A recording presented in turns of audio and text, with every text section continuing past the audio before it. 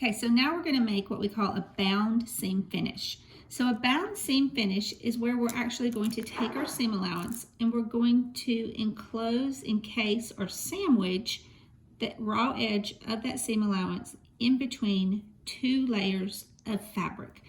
This seam allowance is done a lot of times in untailored or unlined men's jackets, or where you want a nice finish on a seam.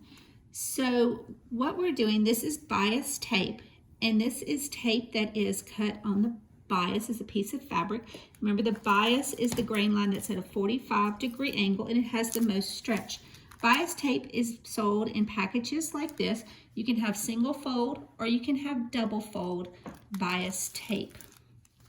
Ours is a double fold bias tape because it has a fold here, which folds our raw edges in, then it folds again to make our double fold. So we're going to open our bias tape up. We're going to place our seam allowance in there so that the edge comes up to that fold in the bias tape, and we're going to fold that over. We are going to then put a couple pins in there just to help hold the bias tape in place as we sew it on. Okay. All right, so we're going to sew only through the seam allowance, and we're going to do a plain seam just next to this folded edge of the bias tape. So again, we want to back stitch, and then we want to sew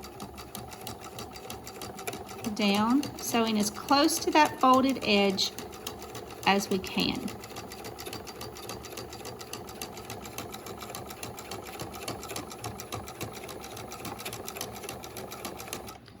When we get to the end, we're going to back stitch.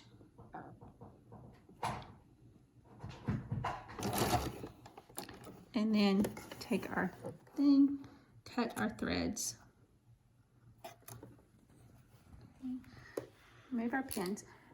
And then we can cut any of the extra bias tape off that we have at both ends of our fabric.